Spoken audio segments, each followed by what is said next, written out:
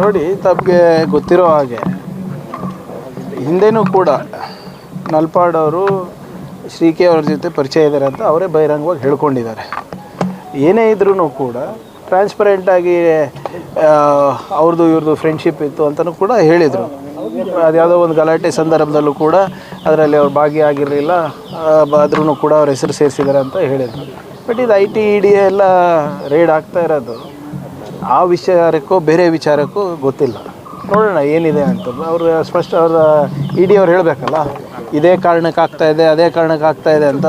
ಅದೇನಿದೆ ಬರಲಿ ಹೊರಗಡೆ. ಆದರೆ ಬಿಟ್ಕಾಯಿನ್ ಸಂಬಂಧಿಸಿದಂತೆ ಟಾರ್ಗೆಟೆಡ್ ಆಗಿ ಇವ್ರು ಮಾಡ್ತಾಯಿದ್ರೆ ಇವತ್ತು ಭಾಳ ಬೇರೆ ದೊಡ್ಡವ್ರ ಮನೆಗೂ ಆಗಬೇಕಾಗಿತ್ತು. ಬಿಟ್ಕಾಯಿನ್ ವಿಚಾರದಲ್ಲಿ ಇದೆ ಅಲ್ಲ, ಚಾರ್ಜ್ ಶೀಟ್ನಲ್ಲೇ ಇದೆ ಅಲ್ಲ ಹೆಸರುಗಳು ಕೆಲವು. ಆವಾಗ ಯಾರ್ಯಾರು ಹೋಮ್ ಮಿನಿಸ್ಟರ್ ಇದ್ದರು, ಯಾರ್ಯಾರು ಆಡಳಿತದಲ್ಲಿದ್ದರು, ಏನೇನಾಯಿತು ಎಲ್ಲ ಗೊತ್ತಿದೆ ಅಲ್ವಾ. ಏನೂ ನಡೆದೇ ಇಲ್ಲ ಅಂತ ತಾನೇ ಹೇಳಿದರು ಹಿಂದಿನ ಸರ್ಕಾರದವರು. ನಾವು ಬಿಟ್ಕಾಯಿನ್ ವಿಚಾರ ಪ್ರಸ್ತಾಪ ಮಾಡಿದಾಗ ಹಿಂದಿನ ಸರ್ಕಾರದವ್ರು ಏನು ಹೇಳಿದ್ರು, ಏನೂ ಆಗೇ ಇಲ್ಲಪ್ಪ ಅಂತ ಹೇಳಿದರು. ಅದಾದಮೇಲೆ ಏನಾಯಿತು ಎಲ್ಲರಿಗೂ ಗೊತ್ತಿದೆ. ಏನೇ ನೋಡೋಣ ಅದು ಯಾವ ವಿಚಾರಕ್ಕಾಗಿದೆ, ಹೇಗಾಗಿದೆ ಅಂತ. ಆಮೇಲೆ ನಿಮ್ಮ ನಲ್ಪಾಡು ಮತ್ತು ಇದಕ್ಕೆ ಸಂಬಂಧ ಇಲ್ಲ ಅಂತ ಅವರೇ ಹೇಳಿರೋದು. ಏನಿವೆ ಲೆಟ್ ED ಚಾರ್ಜ್ ಶೀಟ್ ಹಾಕಿ ನೋಡೋಣ ಏನು ನೋಡಿ. IT ED CBI ಇವರೆಲ್ಲರೂ ಕೇಂದ್ರ ಸರ್ಕಾರದ ಕೈಗೊಂಬೆ. ಏನು ಮೊದಲನೇ ಬಾರಿನ ಆಗ್ತಾ ಇರೋದು ಹೇಳಿ. ಅವ್ರದ್ದು ಕನ್ವಿಕ್ಷನ್ ರೇಟ್ ಎಷ್ಟಿದೆ ಸರ್? 2%ಗಿಂತ ಕಮ್ಮಿ ಇದೆ. ಸಾವಿರಾರು ರೇಡ್ ಆಗಿದೆ. ಕನ್ವಿಕ್ಷನ್ ರೇಟ್ ಎಷ್ಟಿದೆ ಅವ್ರದ್ದು? Hardly anything. It is nothing but a political tool. ಬೆದರ್ಸಕ್ಕೆ ಮಾಡ್ತಾ ಇರೋದು ಅಷ್ಟೇ. ಇಷ್ಟು ದಿನ ಯಾಕೆ ಸುಮ್ಮನಿದ್ರು? ಇಷ್ಟು ದಿನ ಇತ್ತಲ್ಲ. ಅಥವಾ ಅವ್ರಿಗೇನಾದರೂ ಮಾಹಿತಿ ಇದ್ದರೆ ಹಂಚ್ಕೊಂಡಿದ್ರ ರಾಜ್ಯ ಸರ್ಕಾರ ಜೊತೆ? ಇಲ್ಲ. ಕೆಲವು ಸಚಿವರುಗಳ ನೇಮ್ ಕೂಡ ತಲುಕಾಕೊಂಡಿತ್ತು ಸರ್. ಬಿಟ್ಕಾಯಿನ್ ವಿಚಾರದಲ್ಲಿ ಟ್ರಾನ್ಸ್ಫರ್ ಆಗಿರೋದು ಹ್ಯೂಜ್ ಅಮೌಂಟ್ ಆಫ್.